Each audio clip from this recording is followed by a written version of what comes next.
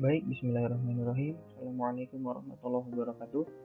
Kembali lagi bersama saya dalam pelajaran PRE, penerapan rangkaian elektronika. Pada kali ini kita akan mempelajari materi tentang rangkaian penguat atau op-amp.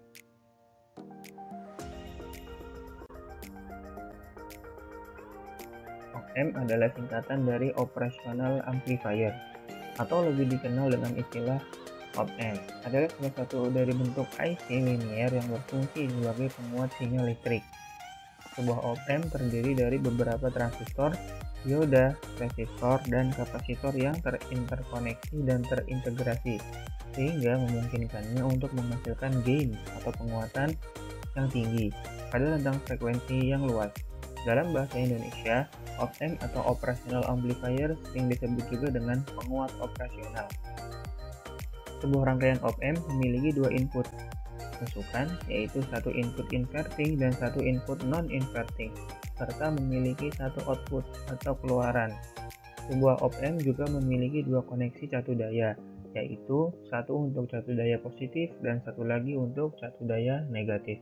Jadi total op-amp memiliki 5 saluran. Simbol op-amp adalah segitiga dengan garis-garis input, output, dan catu dayanya seperti pada gambar di bawah ini.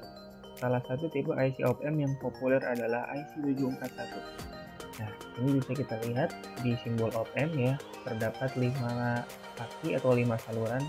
Yang pertama ada saluran input 2 buah, yaitu saluran input inverting dan non-inverting. Lalu saluran output atau keluaran. Lalu ada saluran tegangan plus atau plus V atau VCC biasanya, dan ada saluran minus atau ground. Nah, ini salah satu bentuk op-amp yang sering dipakai atau yang populer adalah IC op-amp 741, memiliki 8 buah kaki dan setiap kaki memiliki fungsinya masing-masing. Bisa dilihat di gambar.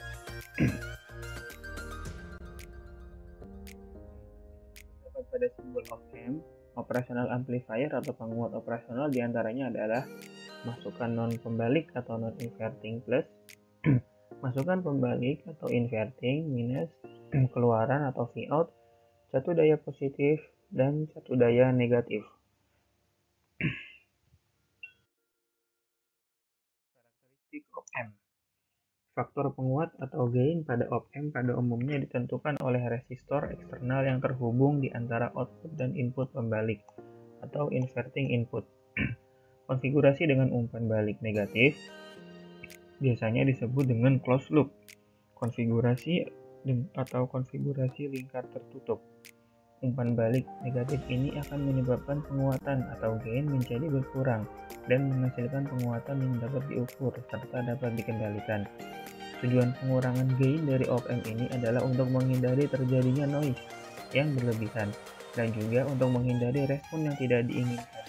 Sedangkan pada konfigurasi lingkar terbuka atau open loop configuration, besar penguatannya adalah tak terhingga, sehingga besarnya tegangan output hampir atau mendekati tegangan VCC.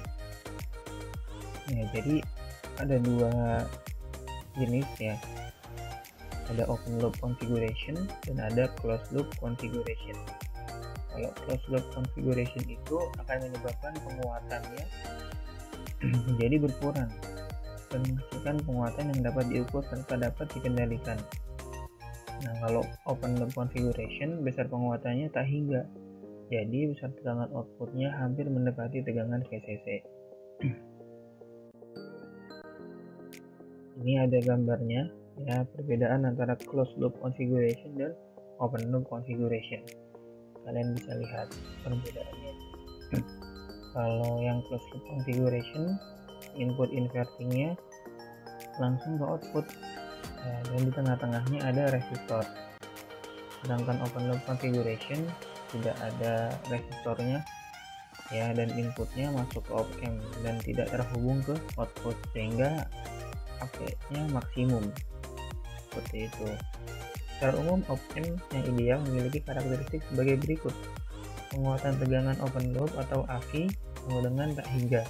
Tegangan offset keluaran atau output offset voltage atau VOO sama dengan 0.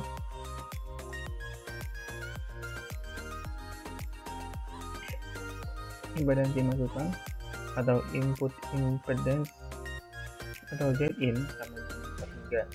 Impedansi output atau output impedance atau Zout sama dengan 0. Lebar pita atau bandwidth sama dengan tak hingga. Karakteristik tidak berubah dengan suhu. Op-amp ideal hanya merupakan teoritis dan hampir tidak mungkin dicapai dalam kondisi praktis. Namun, produsen perangkat op-amp selalu berusaha untuk memproduksi op-amp yang mendekati kondisi idealnya ini. Oleh karena itu, sebuah op-amp yang baik adalah op-amp yang memiliki karakteristik yang hampir mendekati kondisi op-amp ideal. Jadi, secara teori seperti itu ya, namun pada kenyataannya jarang atau mungkin tidak ada op-amp yang seideal itu. Makanya, para produsen berusaha minimalnya mendekatilah dengan karakteristik yang ada. Kalau untuk sama persis, sepertinya sangat sulit. Seperti itu. Sekian pembelajaran kita pada kesempatan kali ini tentang op-amp. Silakan kalian pelajari dengan baik, kalian buat resumenya dan kalian kerjakan tugasnya. Terima kasih, kurang lebihnya mohon maaf. Stay safe, stay healthy, stay home. Assalamualaikum warahmatullahi wabarakatuh.